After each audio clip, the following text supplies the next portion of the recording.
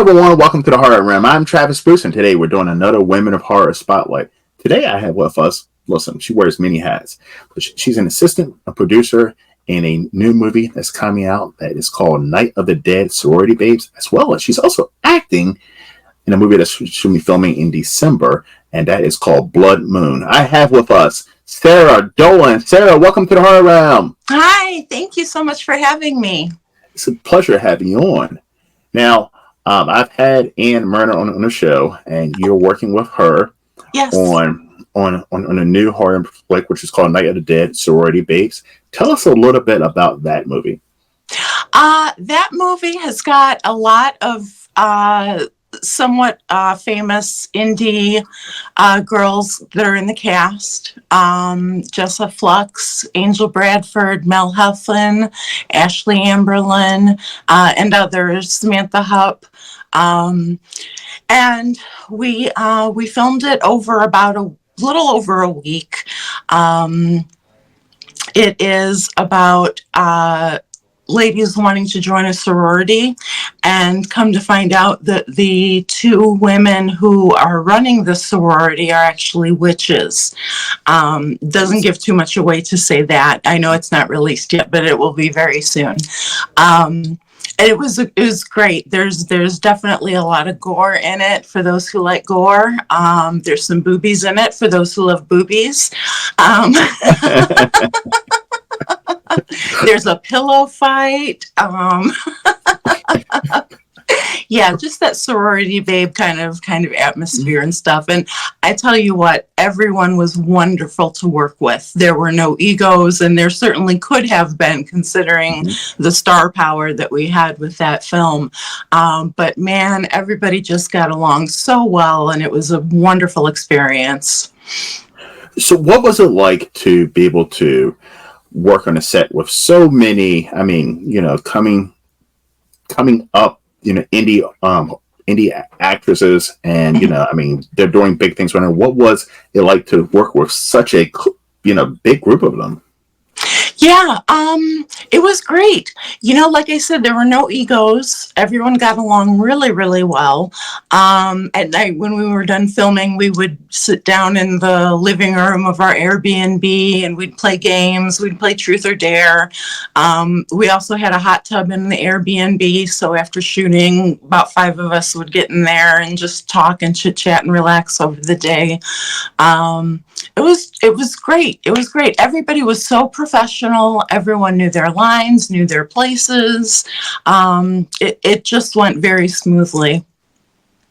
And this is not your first time working with Ann Murner. You've worked on her on some other films as a producer. Mm-hmm. What is it? By the way, Ann, I've had her on my show. She's absolutely amazing. She is. Isn't it nice Ann is a phenomenal producer. Yeah, I say, isn't it nice to be able to work with someone who is such a great individual? Oh my gosh, I love Ann to death. I love working with her. She's such a good person. She's such a hard worker. She always has us organized. I couldn't say a bad word about Ann if someone had a gun to my head. She's just wonderful. Now, is it hard working on the opposite side of the camera compared to, you've acted in so many movies, so we're going to be talking about your newest movie, but is it hard working on the other side of the camera as a producer and not critique, like, oh my goodness, your acting side jumped ahead? Yeah, I do miss the acting side when I do the behind the scenes work. And I've worked as a PA, also production assistant. I've also got a background in theater. For about 30 years, I've done theater, and I've directed in that. I've built sets with that. So my love is acting, but I have a broad scope of which I still enjoy to do. Producing is hard, though. It's the hardest thing out of I think everything. And producers don't get enough credit. I've been on behind the scenes, and yes, the director, the actors and actresses, they're great, but the producer is what keeps the machine moving. Right. And I tell you, Ann has got Arcostar Productions rolling like a well-oiled machine. It's just she's got everything organized. They've got another production coming up that they're going to film in 2025.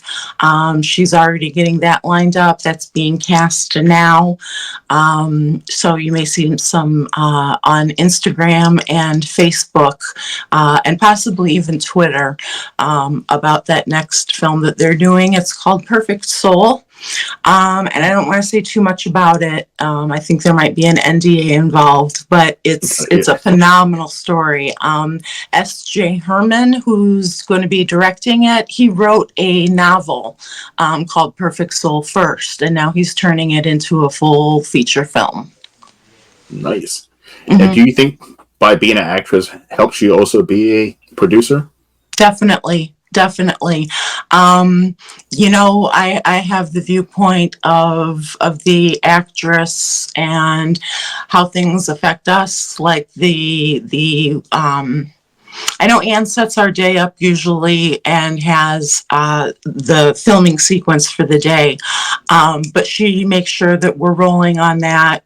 From the actor's point of view, I can still see if an actor says, hey, I know you guys like time just for me, and that's not a problem, and I understand why an actor might want to do that, might have that request. So it's very different, nothing about character research or anything like that goes into the producing part.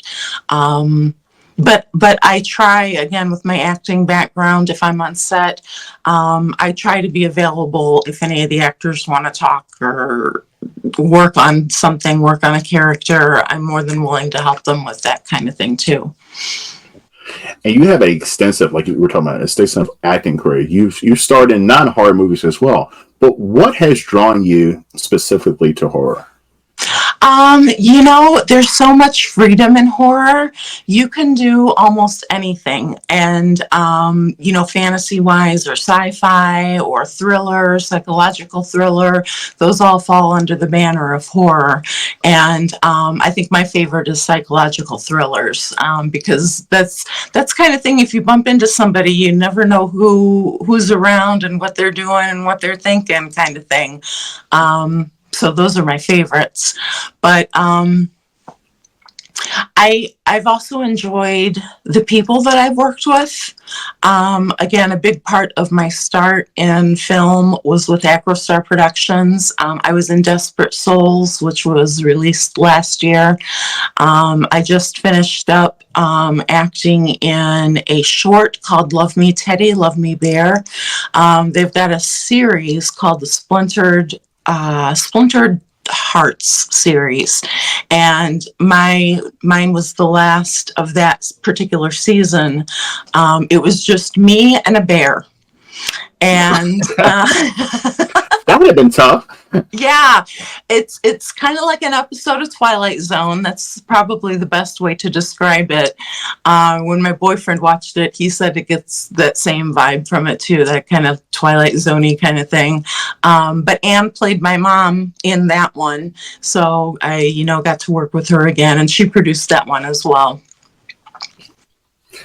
So, because I've been in two movies. I mean, when I say two movies, short, recently, and like remembering lines, I cannot even imagine. You have a lot of projects you're doing kind of at a time.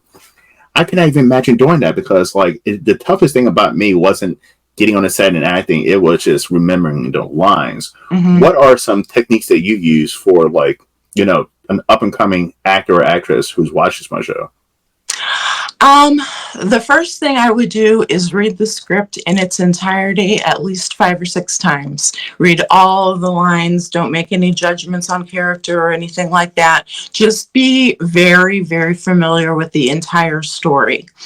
That allows you to, if you need to, do a little bit of improvisation, if you need to get out of a little bit of a rut.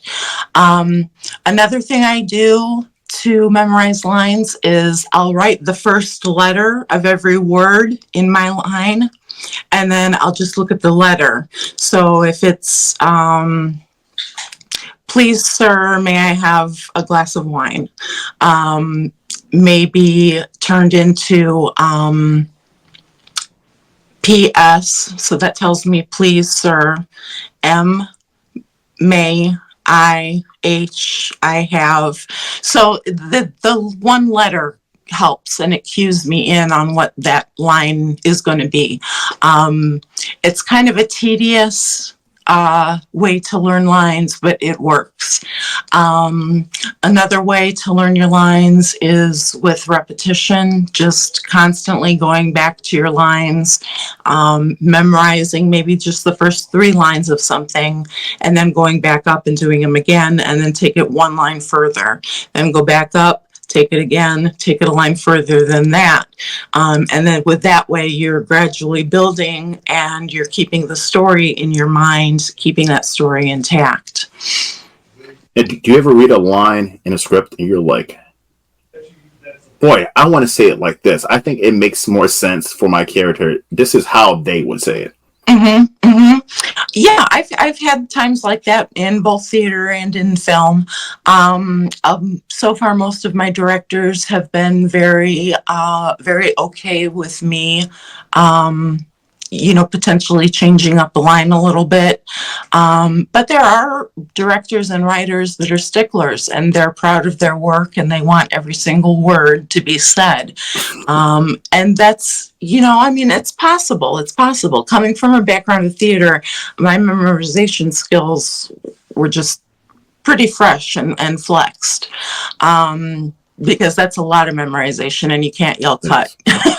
Yeah, exactly. Yeah. And you're on stage live in front of people too, which is right. Yeah. I was in a and Men, and I played Curly's wife, and she dies towards the end. There's a big worker that ends up accidentally breaking her neck. So what happened during one night of that performance, we did the breaking of the neck choreography, and then I just slid down, and I realized as I'm laying there on the stage that my nose had started to bleed because it was so dry in the theater. Everybody in the front row was just like gasping and stuff. And I thought, all I was thinking was, yes, yes, yes. Tilt it. Yeah. And they were like, oh my God. Yeah. Now, Sarah, one thing I love vampires. And you're about to start production on and acting in a new vampire movie called Blood Moon. Can you tell us a little bit about Blood Moon? Yeah, I sure can. It's about there's a punk rock band, and a couple of the members of the band are vampires. They kind of do their thing and are ultimately trying to take over and be like the vampires. My role in that is the mother of all vampires. So there comes a point in that play in that film kind of towards the end where there's a little bit of a battle between the elder vampires and this young group that wants to come in and take over. I won't tell you what happens, but I'm very excited to play the mother of all vampires. I mean, who wouldn't want to do that? Exactly. Now, is it hard to play a villain or a vampire? I think it's fun. I love it. It accesses a side of me that's pure imagination, and villains. I don't have a villainous bone in my body, but for acting it, I sure can, and I love it. Because I can imagine. I mean, I would love. By the way, any filmmakers, I would love to be a horror movie villain or any movie, but I can imagine because, like, I'm a nice guy too. So for me to be something evil or asshole-ish or mean, I'm like that. I would have to flip a completely different switch in my brain. Sure. To do that. Yeah, absolutely. I'm a method trained actress, and I know a lot of people are afraid of method actors because they don't really understand what method acting is. If I were to play an anorexic, I would lose weight, but I wouldn't become anorexic myself. That's basically method in a nutshell.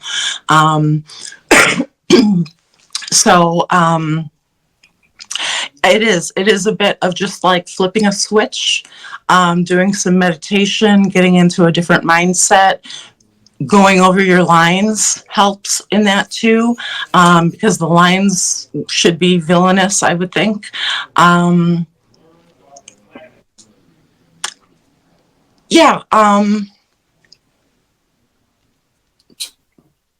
So, as a method actor, you get in the mindset of this mother of vampires. What are you thinking? How are you living your life a little differently to get into the mindset for this role? Oh, so I'm not living my life differently per se, but it has been fun finding the costume that I'm going to wear for her and the makeup and all of that. Um, it's a matter of just flipping a switch and doing what needs to be done. Just about every film or play has a villain in it.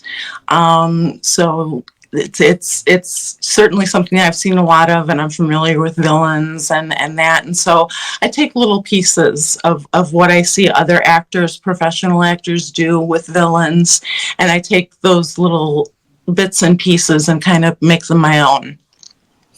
Are you a little nervous about being able to talk with the vampire teeth in?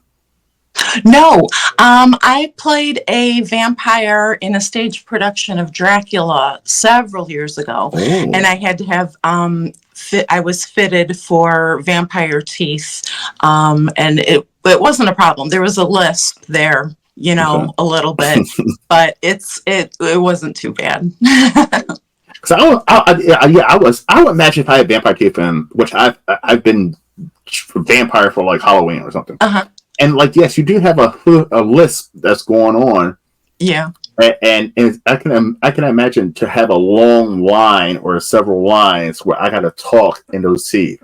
So, Yeah, and that's just it. Most of my lines in Blood Moon are paragraphs, because she's kind of conducting a ceremony. So yeah, that's going to be a challenge. We'll just take it as it goes, and I'll try and hide that lisp as best as I can. yeah. So, Sarah, where can everyone find you? Everyone can find me. I'm on Facebook and Instagram. Look for Sarah Jo Dolan or Sarah Jo Dolan Actress. All of my links are there to my resume, my Actors Access, IMDb. Those are all there, easy to find. Awesome. By the way, everyone, listen, I'm hoping I'm saying the name of this title of this movie right. Get over to Tubi, and there is a movie that Anne Murner did, and Sarah also produced, that I actually loved. It's two of them. There's it's a two-part movie as well as two movies. And I believe it's called "It Came from Somewhere." Isn't that what it's called? Yes. It came from I somewhere, and then they came back from somewhere. Is the second one? love those movies. Love those Oh, movies. great!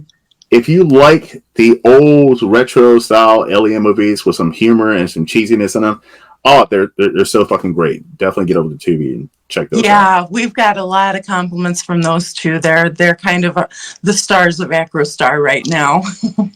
Yes, love those movies. Love those movies. Thank All you. right.